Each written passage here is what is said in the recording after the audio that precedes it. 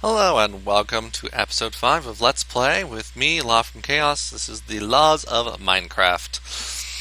Okay, so, first things first, I decided to take the Tinker construct and see if I could make one that was partially stone and partially wood. And if it works, what I wanted to do is have one of those tools that actually let me use wood to fix it since I got more of it, but be able to use the advantages of stone so that I can still so it'll be faster and I can harvest things more quickly, because that is not an inconsiderable advantage. Alright, so we know the deal. We need to make some parts first. And first of all, we're actually going to make some stone rods, which are very easy to make. It's cobblestone on top of a cobblestone. You do not need a pattern for this. So we're going to do that, and then we're going to see these here. Okay, so we need to make a pattern for each. So we just need one material for each one. So one, and what we want them obviously is going to be out of wood. So I'm going to make the axe head out of wood because I believe that's considered the main one of this, and I think if we keep that one made out of wood, we can still repair it completely with wood. I am not completely convinced whether or not that's true, however. So let me get a. I wonder if I could use one of these as my material. Secondary things. You wanna, yeah. No. Well, or maybe. No, it's not gonna let us do that. Okay. So we'll just make some of that. Okay, perfect. Wooden axe head. Put the pattern back. Now we just need to assemble it. Yeah, I wish the hatchet would chop down trees completely, but it doesn't, so we'll just have to make do with what we can. And a wooden, or stone rod rather. Stone bound. Repair material is wooden. Yep, that's what I thought. I think this one right here is its primary material, so it considers that. So it's got a stone bound modifier. I think Stonebound means it gets more effective as it loses durability. I cannot remember exactly.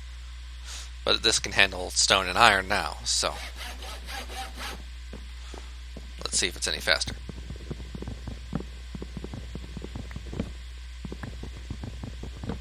I think so.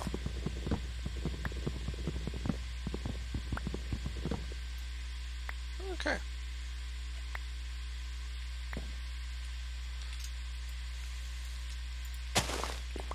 So it looks like it does pretty well. Let's see how it does in leaves. It's still pretty slow on leaves. That's okay.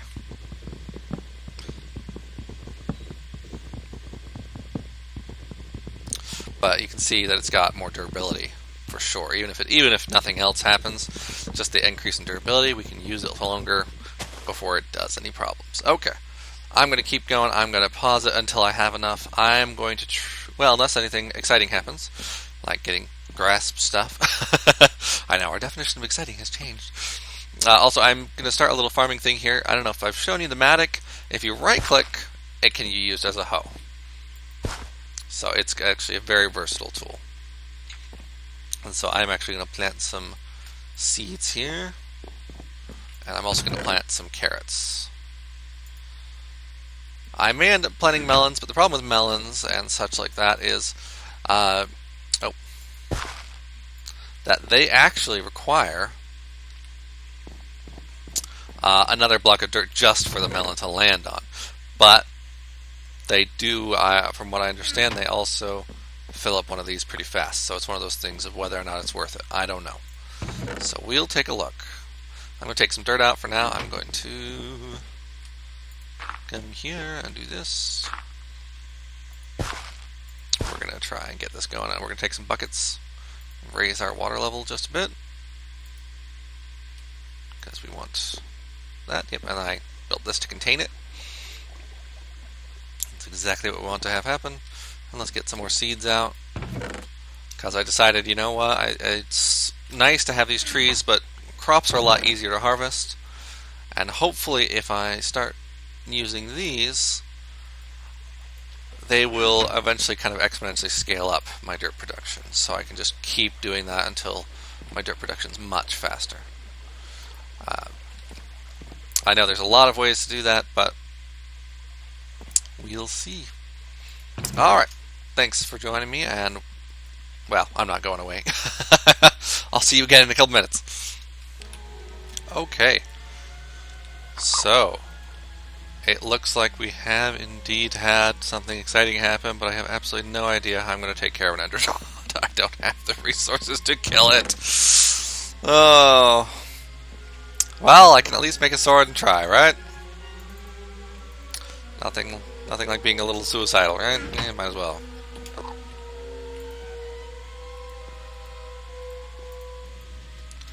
Okay, so we're gonna try and do this from behind some water in the hopes that that will help us out.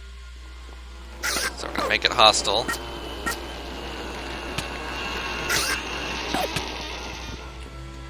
Problem with this, of course, killing that is that you usually summon the parents. It looks like we didn't. Looks like we actually did not summon the parents.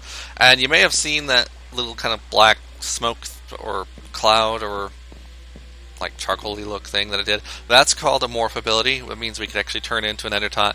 At this point, since we have not visited the nether on this server, it won't actually be any useful. We won't have any abilities or anything.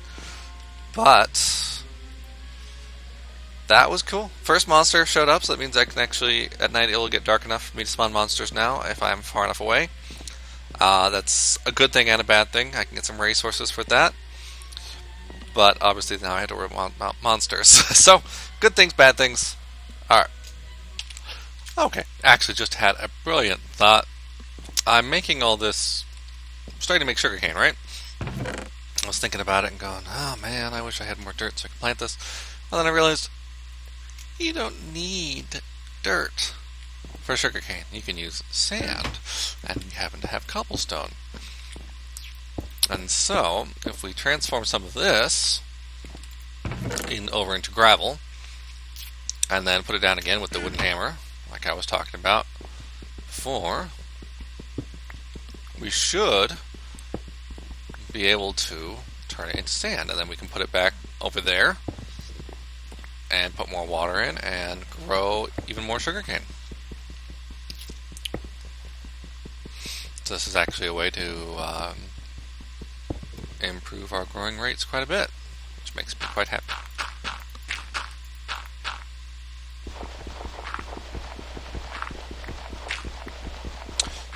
Now, if we were to do this again on one of these, we would actually turn it into dust. And if you put dust with water in one of these oak barrels, you can actually get clay out of it. And we'll actually be doing that in the not too distant future, because we are going to need that clay when we make one too many. When we make our porcelain for our crucible. One too many. There we go. Okay, so we're going to want to put a little more water in here so that it's functional, but I believe actually you can plant even with water just like this. Yeah, I thought so. And so this will actually let us grow quite a bit faster. Excellent. Yeah, I know we got our pumpkin buckets. Still laugh at that because I'm just like, who came up with these?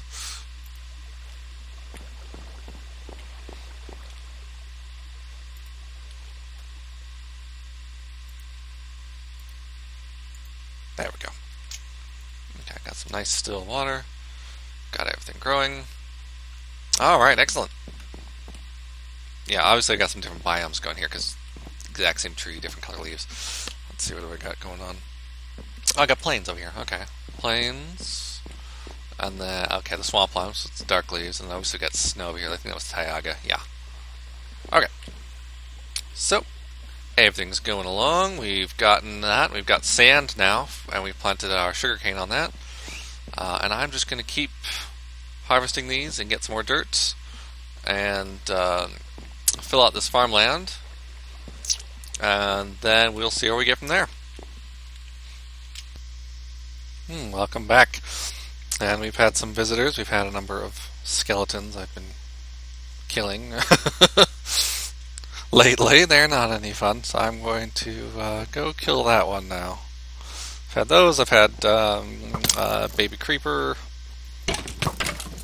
One other thing. I can't remember what the heck it was. Oh yeah, the ender tot. I think I showed you that as I killed it. And then it's a bunch of spiders. That's right. So we got this kind of stuff here. But the bone's good stuff. As you can see, I've been going through lots of crooks.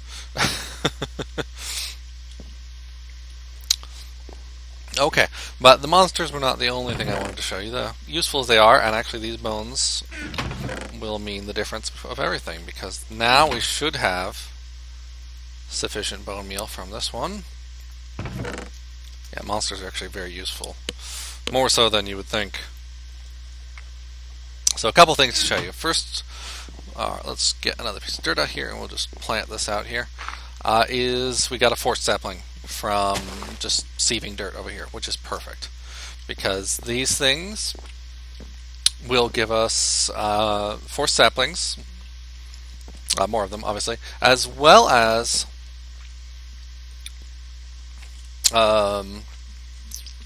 if I can think, as well as little forced nuggets, which will come down, which will let us make forced metal, which makes us lets us make a whole bunch of things, and the forced logs, of course, let us produce other, like the forced sticks and so on, so we can start on the whole Darkcraft path. Oop, and there was something over there, it looks like, that came out and oh, it was an Enderman came by and fell out in the rain and died. Excellent. That's perfect. And I wanted to show you this. I managed to get an apple sapling planted over here, and it grew. And I have absolutely no idea why it grew over here, except maybe that this is a plains biome. Maybe they need that. But what happens is, as you can see, it grows like a normal oak tree, but then it starts producing these apples on the bottom layer, which is exactly what we want to happen. And the nice thing about that is you can actually recycle the dirt. So take the dirt underneath it, put it over here, grow another one, cut it down up to there again, and so you can keep replanting these, and you'll keep getting these apples. Now, unfortunately, apples it requires quite a lot of those to get anything from the barrels. I think it requires, each one fills up 4% of a barrel, I think, so 25 of them to fill up one barrel. So not a small amount, but you know what? We can start getting a lot of them. So actually, let's test it. There's 40 in here, so if I put 25 in here, I should have 15 left by the time I'm done, so we'll see if that's how many I've got. Nope. So it took a full 32. Okay, so less than 4%. Okay, so yeah, it takes a lot. Half a stack. These things, I've been using the sugarcane to produce dirt for sieving as well, and it takes 13 of these. 8% each, from what I've been told. So here we go. 1, 2, 3. So I should have 3 of these left when I'm done. Yep, so I have 3. Okay, good. Exactly what we should have had. For a second we had 2 there, and I was like, what? I've been making carrots. Haven't actually been planting these yet because they don't produce very much. I'm hoping I'll probably switch over just entirely to wheat and pumpkins. So this is good. I got that over there, and then I have a birch seed, and I'm going to plant that on dirt right in a minute when this is ready. Okay. And I'm going to see if it'll grow on the dirt. If it won't grow on the dirt, then I will know that I need to do some grass, and I did get a grass seed, and I'll start spreading some grass together. I've got a nice lit up area over here. I'll put it over here.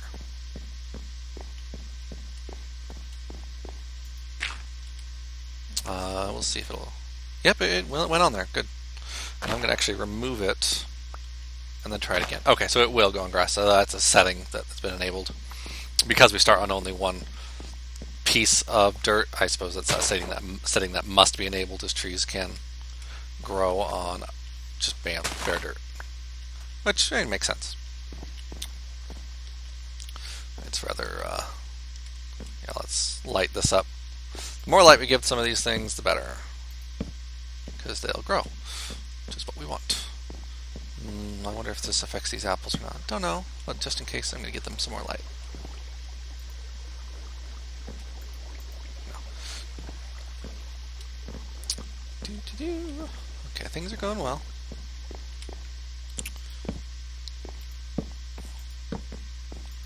Okay, now I was talking about what we're going to be doing with this right here, right? So we're going to be making the Ex Nihilo Crucible, and this is a source for infinite lava. There's other things to do with it too, but primary thing we're going to be doing with it is using it for lava. So this right here, the Crucible, is what we're using, and we need to make, excuse me, an unfired Crucible in order to make the and then cook that to make the Crucible. So we need porcelain clay. Porcelain clay is a combination of regular clay and bone meal. You go, well, how the hell are we going to get clay? Actually, it's not hard at all. So we got cobblestone. We'll be turning some of this cobblestone into clay, and it's very simple.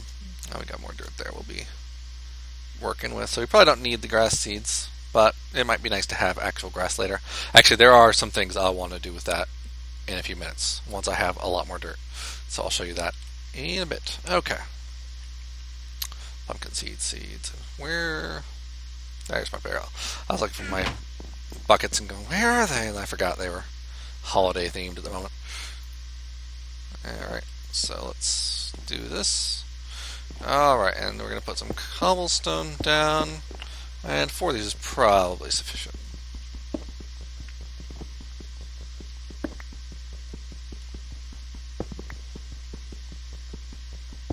Okay.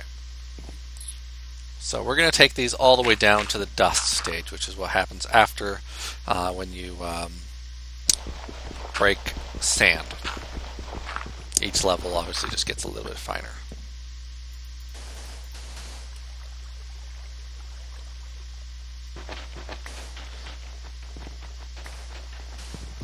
Yes, and just so you know, just in case you're building anything, dust will fall just like sand or gravel will. Okay, so as you can see, we put them in here and we get clay out. So we put clay down and we want to break that up. And we get 4 clay out of it. And we get 4 clay out of it. That's exactly what we need. Okay, so we're gonna put 1 there and then, and be careful because one direction it's porcelain clay and one direction it's ceramic dye. They are not the same things and they're not interchangeable, and I've done it before. I'm like, no! Had to get more. Alright, so now we're going to make our little unfired crucible. Perfect. Now, I don't think we have any. I'm going to make some charcoal really fast. So 1 here and 1 there. Because charcoal is something that we really ought to have a bunch of, and we probably should have just been making it, but I haven't been, so yeah, that is what it is. Okay, charcoal, and let's go ahead and make the unfired crucible first, and then we'll put up this oak wood in to be transformed.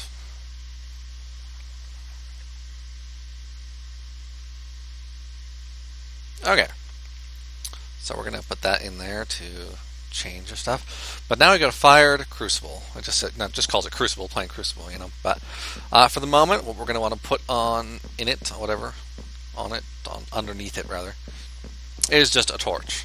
And there's 3 levels of things you can put underneath it: the torch, and then lava, and then a plain fire. Plain fire, from what I understand, is faster and more powerful than lava for this purpose. Probably because it produces lava. But it doesn't produce netherrack. And so for Ex Nihilo, plain old fire is actually more powerful. But for the moment, we just want to do the basics. And we're going to put a torch, and then what we're going to do is, and eventually I'm going to want to build platform around it or something, but for now, we put cobblestone in it.